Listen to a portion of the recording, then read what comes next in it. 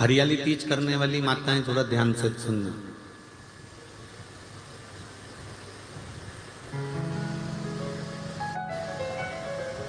हरियाली तीज जब माताएं करती हैं तो एक हरियाली तीज, एक गणगौर की तीज, ये दो तीज के व्रत ऐसे होते हैं जिसमें जब माताएं करती हैं तो उस समय पर उमा, ब्रह्मणी और लक्ष्मी, इन तीनों की आराधना का फल उसको केवल एक व्रत से प्राप्त हो जाता। अब देखिए, व्रत से एक ही उपवास से उसको संपूर्ण तप साधना का फल प्राप्त हो रहा, संपूर्ण तप साधना का फल उसको मिल रहा। मात्र एक व्रत से, केवल एक व्रत कर रहे हैं, संपूर्ण तप साधना का फल उसको प्राप्त हो रहा है। तो ब्रह्मणी ने ब्रह्मदेव से मांगा, लक्ष्मी जी ने भगवान विष्णु से मांगा, पार्वती जी ने भगवान शिव से मांगा कि ऐसा वर दे दीजिए जिस वर से एक ही व्रत करने से संपूर्ण फल की प्राप्ति हो जाए, संपूर्ण फल मिल जाए। ऐसा एक व्रत का फल दे दीजिए, मात्र एक व्रत का। अब देखिए, ब्रह्मा, विष्णु और महेश, इन तीनों की जो देवियां हैं, ब्रह्मणी, लक्ष्मी और पार्वती, थोड़ा ध्यान लगाकर सुनना। तीज शिव महापुराण की कथा ही नहीं, आप जो तीज करते हो, हरियाली करो चाहे सातुड़ी करो, उस तीज की महत्वता क्या है, इस हिंगोली की शिव महापुराण की कथा में अपने को समझना है कि उसकी मूल तत्वता, उसकी महत्वता है क्या, उसका महत्व क्या है।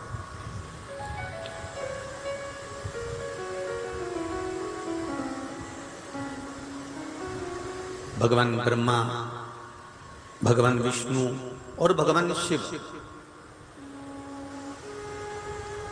इन तीनों की जो अर्धांगिनियां, ब्रह्मणी, लक्ष्मी और पार्वती, इन तीनों ने तप कर कर, साधना कर कर ब्रह्मदेव को, भगवान विष्णु को और भगवान शंकर को प्राप्त किया।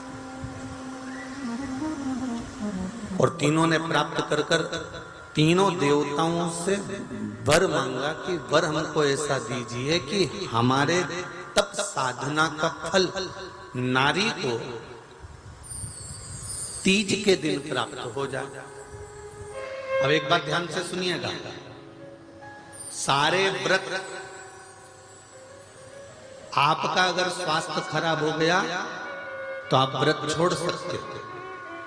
जितने भी व्रत आप लोग कर रहे हैं पूर्व के, सोमवार, मंगलवार, एकादशी, छठ, पंचमी, चतुर्थी, अगर आपका स्वास्थ्य खराब है तो आप उस व्रत को छोड़ सकते हो, सारे व्रत को छोड़ सकते हो। पर तीज का जो व्रत होता है, ये व्रत एक बार लेने के बाद जब प्राण छूटते हैं तभी ये व्रत समाप्त होता है, अन्यथा बीच में ये व्रत समाप्त नहीं।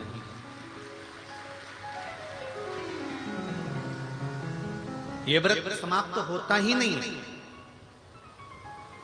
अगर शरीर से नहीं बनता कि अब हमारी अवस्था हो गई, अब शरीर से नहीं बन रहा है, तो भले एक पहर की पूजन कर कर, एक पहर का नियम धारण कर कर, एक पहर का स्मरण कर कर, एक पहर का पूजन व्रत धारण करो, और उसके बाद में भले आप थोड़ा सा जो भी आपको लेना है वो कर लो, पर इस व्रत को करना ही पड़ता है।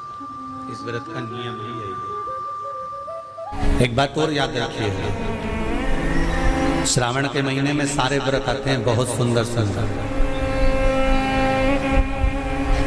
छोटी तीज का व्रत भी अभी आ जाता है, बड़ी तीज का व्रत भी आ जाता है। ये 4 महीना जो व्रत आते हैं, इन व्रतों की मूलता क्यों कही गई है?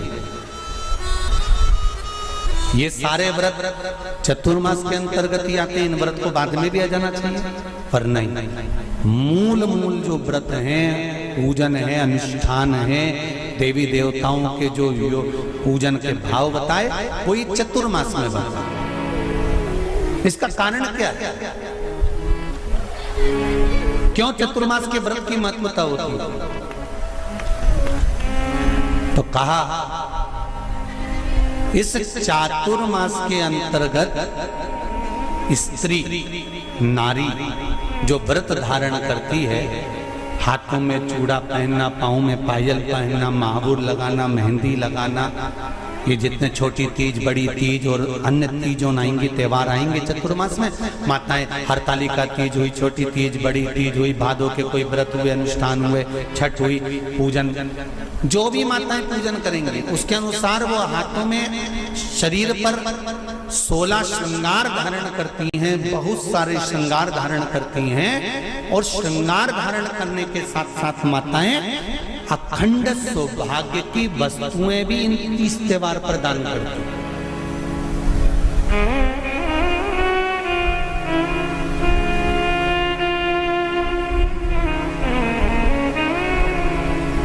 जो अखंड सौभाग्य की सूचक, जो अखंड सौभाग्य की वस्तुएं वो देने का प्रयास करते हैं, दान।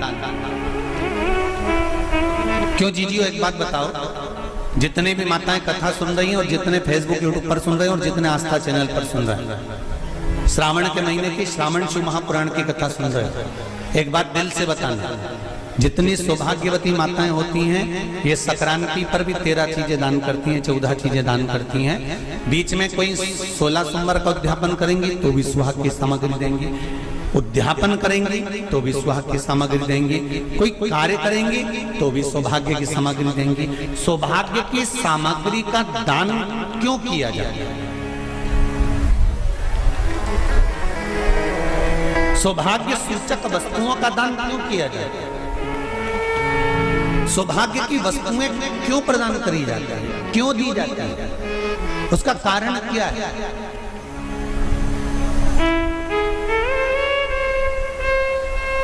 क्यों देते? महाराज,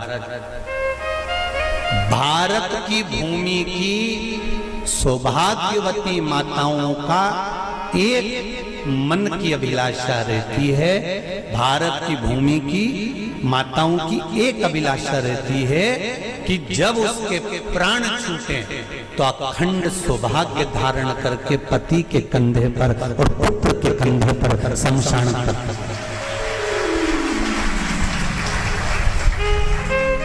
ये भारत की भूमि की माताओं की सोच है, उनके मन का संकल्प, उनके मन का भाव। मेरे भारत की माताएं अखंड सौभाग्य की वस्तुएं धारण कर अपने आप को गौरवान्वित महसूस करती हैं, और विदेश की माताएं ये सब वस्तुएं उतार कर गौरवान्वित महसूस करती हैं।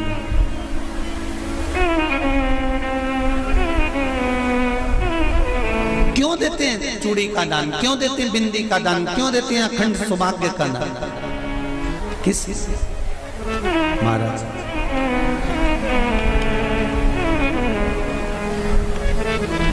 मेरे हाथों में भर भर के चूड़ी रहे, मेरे हाथों में भर भर के चूड़ी, और मैया कोई कामना, मेरे मस्तक पे चमकती चूनर रहे, मेरे मस्तक पे चमकती चूनर रहे, और मैया कोई कामना,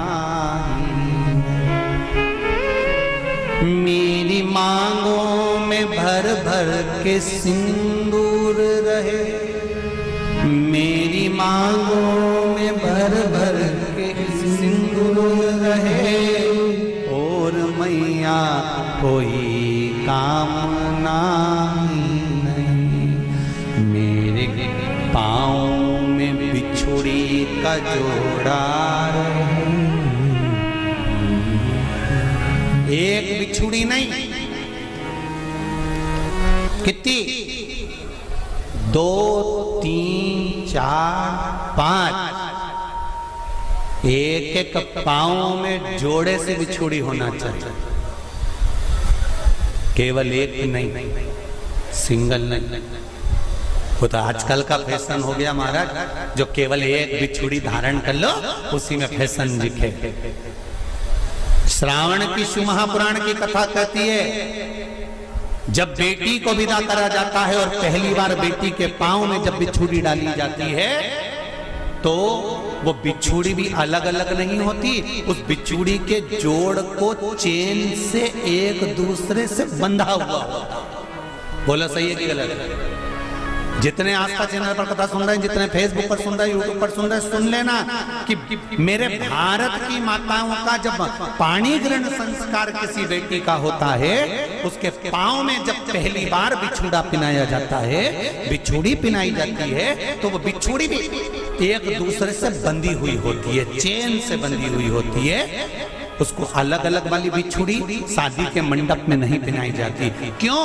जैसे ये बिछुड़ी एक दूसरे से पांव में बंधी हुई है, तुम्हारी जिंदगी अंतिम श्वास तक ऐसी ही बंधी की बंधी रहे, यही वर्णन है।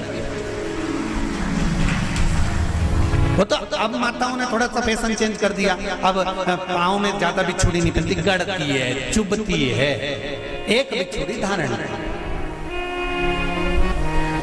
महाराज पर नहीं, बिछुड़ी भी 2 हो, जोड़े से। हमारी माताएं, भारत की भूमि की जो माताएं हैं, ये चूड़ी भी हाथ में पहनती है तो जोड़े से पहनती है। बोलो जैसा सही है कि गलत है? एक अकेली चूड़ी माताएं हाथ में धारण नहीं करती हैं।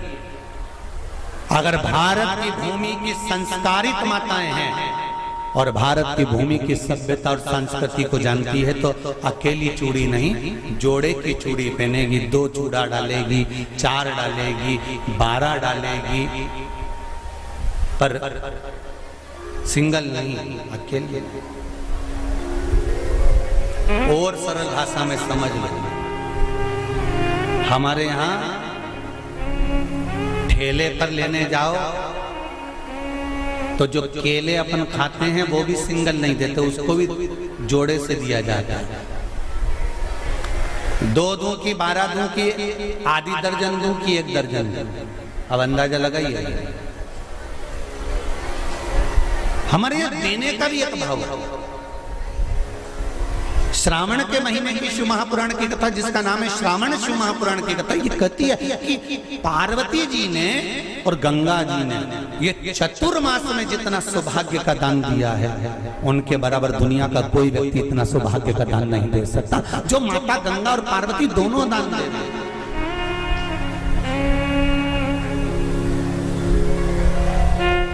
प्रतिदिन दे रहे हैं।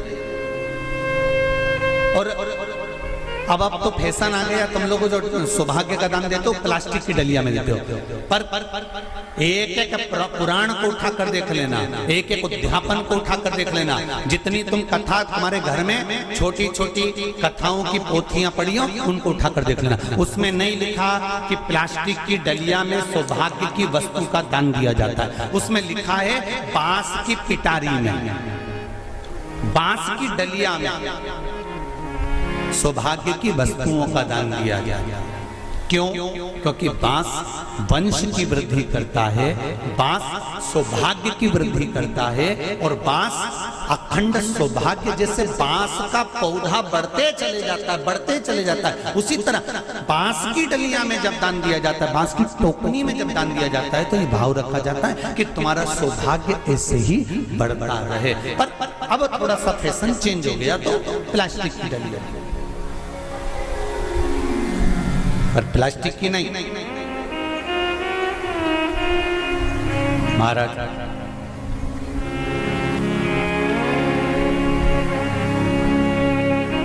शिव तत्व की ओर चलते, शंभु शरणे पड़ी मांगू घड़ी रे घड़ी दुख का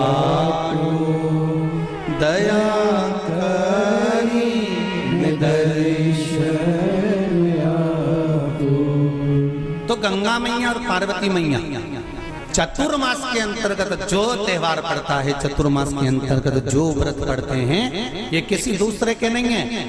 तीज का व्रत माता पार्वती का, छठ का व्रत माता पार्वती का, चतुर्थी का व्रत माता पार्वती का, ये सारे व्रतों की शुरुआत गंगा और पार्वती ने अपने बल से। बोलो हर हर महादेव। ये अपने बल से बनाने, अपने बल से।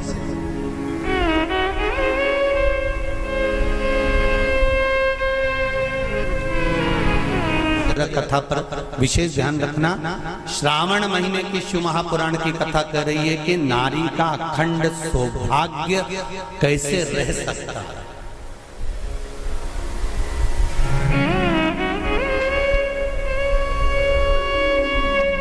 अपने घर के बच्चों को, अपने घर की बेटियों को, बेटों को, अपने घर की बहुओं को, अपने परिवार को कैसे एकजुट कर कर एक साधना में रखा जा सकता है, वो शिव महापुराण।